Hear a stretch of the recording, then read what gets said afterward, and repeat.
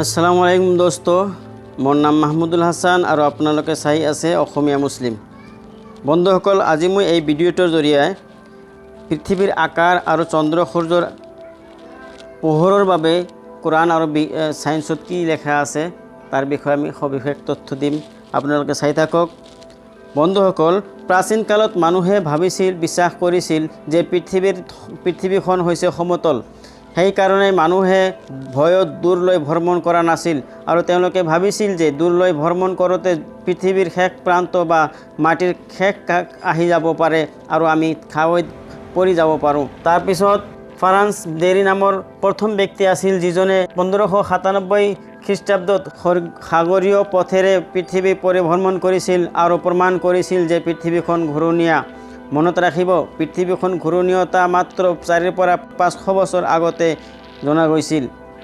এতিয়া আমি চাওঁ আহক পৃথিৱীৰ আকৃতিৰ বিষয়ে কোৰাণত কি লেখা আছে। বন্ধুসকল, কোৰাণত লেখা আছে ওয়াল আৰদা বা'দা যালিকা দাহাহা, পৃথিৱীখন ইয়াৰে সৈতে বিস্তৃত কৰি পাতিছে। বন্ধুসকল, এই আয়াতত আৰবী শব্দ দাহাহা প্ৰয়োগ কৰা হৈছে, যাৰ অৰ্থ হৈছে উট পাখিৰ কণী। এইটো স্পষ্টভাৱে জনা যায় যে পৃথিৱীৰ গাঁথনি উট পাখিৰ দৰে, অৰ্থাৎ কোৰাণ অনুসৰি পৃথিৱীখন হৈছে ঘূৰণীয়া, সমতল নহয়। বন্ধুসকল, ইয়াৰ সৈতে আমি আৰু এটা বস্তু আপোনালোকক জনাওঁ যে কিছুমান অমুছলমান ভাতৃসকল তেখেতে কয় যে পৃথিৱীখন চেপেটা, এইটো কোৰাণত লেখা আছে। বন্ধুসকল, কোৰাণত তেনেকুৱা কোনো লেখা নাই। কোৰাণত যি লেখা আছে, কাৰণ কোৰাণত পৃথিৱী আৰু ভূমিৰ বাবে এটা শব্দই প্ৰয়োগ কৰা হৈছে, সেই শব্দটো হৈছে ওয়াল আৰদা।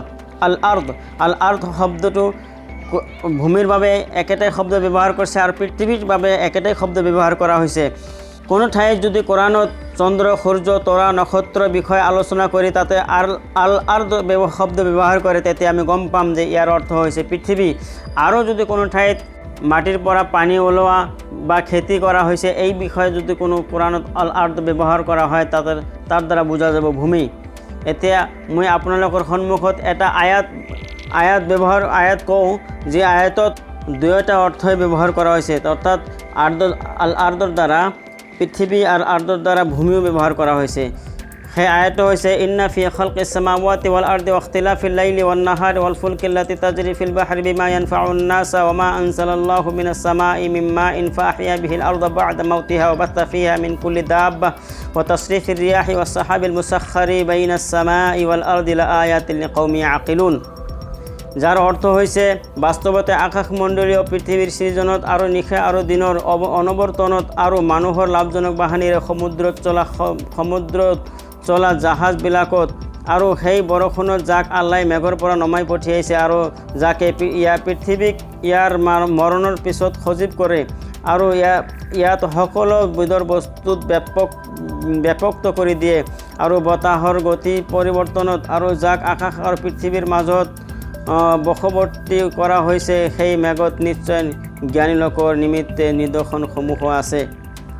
আৰু এটা বাংলা অৰ্থ মই আপোনালোকৰ সন্মুখত দাঙি ধৰিম। ইয়াতে দুয়োটা অৰ্থৰ কাৰণে ব্যৱহাৰ কৰা হৈছে। আপুনি চাব, নিশ্চয় আসমান ও জমিনের, এই ইয়াতে জমিন যে আছে, জমিন অর্থাৎ পৃথিবী, রাত ও দিনের পরিবর্তনে মানুষের উপকারী দ্রব্যবাহী চলমান সামুদ্রিক জাহাজে এবং আল্লাহ আকাশ থেকে বৃষ্টি বর্ষণের মাধ্যমে ভূপৃষ্ঠকে, ইয়াত আল আর্দ ব্যবহার হয়েছে, তো ভূপৃষ্ঠকে তার অর্থ ঠিকই আছে, ভূপৃষ্ঠকে তার মধ্যে ছড়িয়ে দিয়েছেন সকল প্রকার বিচরণশীল প্রাণী এবং বায়ুর দিক পরিবর্তনে আকাশ ও পৃথিবী। ইয়াত আল আর্দ আছে, তো পৃথিবী আছে। আকাশ ও পৃথিবীর মধ্যে নিয়ন্ত্রিত মেঘমালাতে বিবেকবান কৌমদের জন্য নিদর্শনসমূহ রয়েছে।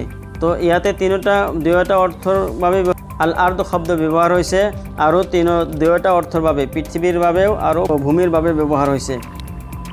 বন্ধুসকল, আগতে মানুহে ভাবিছিল যে চন্দ্ৰৰ পোহৰ হৈছে চন্দ্ৰৰ নিজৰ পোহৰ, আৰু আজি আমাক বিজ্ঞানে কয় যে চন্দ্ৰৰ পোহৰটো চন্দ্ৰৰ নিজৰ পোহৰ নহয়, বৰঞ্চ ই সূৰ্যৰ পৰা লোৱা পোহৰহে। অৰ্থাৎ যেতিয়া সূৰ্যৰ পোহৰ চন্দ্ৰত পৰে, তেতিয়া আমি চন্দ্ৰক জিলিকি থকা দেখিবলৈ পাওঁ। কিন্তু এই আশ্চৰ্যকৰ কথাটো 1400 বছৰ আগতে কোৰাণত কোৱা হৈছিল। কোৰাণত লিখা আছে, তেওঁৱে সূৰ্যক দীপ্তিকৰ জ্যোতিৰূপে আৰু চন্দ্ৰক আলোক ৰূপে সৃষ্টি কৰিছে। সূৰ্যৰ বাবে আৰবী ভাষাত আশামছ ব্যৱহাৰ কৰা হৈছে, যাৰ অৰ্থ হৈছে বাতি, চিৰাগ, দিয়া, ল্যাম্প ইত্যাদি। বন্ধুসকল এইবোৰ বস্তুৱে নিজে পোহৰ সৃষ্টি কৰে, গতিকে এইটো আমাক কয় যে সূৰ্যৰ পোহৰ হৈছে সূৰ্যৰ নিজৰ পোহৰ। আনহাতে এই আয়াতত চন্দ্ৰৰ বাবে কামাৰ শব্দ ব্যৱহাৰ কৰা হৈছে, চন্দ্ৰৰ পোহৰৰ বাবে মুনিৰ শব্দটো ব্যৱহাৰ কৰা হৈছে, যাৰ অৰ্থ হৈছে লোৱা পোহৰ। বন্ধুসকল, আপোনালোকে ভাবি আচৰিত হ'ব যে এই কথাটো কোৰাণতে 1400 বছৰ আগতে কৈছিল যে সূৰ্যৰ পোহৰটো হৈছে সূৰ্যৰ নিজা পোহৰ, চন্দ্ৰ সূৰ্যৰ পৰা লোৱা পোহৰহে, আৰু একেটাই কথা আজি বিজ্ঞানে আমাক কৈ আছে। বন্ধুসকল, ভিডিঅ'টো ভাল লাগিলে ছাবস্ক্ৰাইব কৰিব আমাৰ চেনেলটো, আৰু বন্ধুবৰ্গলৈ শ্বেয়াৰ কৰিব, আৰু কমেণ্টত জনাব আমাৰ কামবোৰ কেনেকুৱা হৈ আছে। ধন্যবাদ।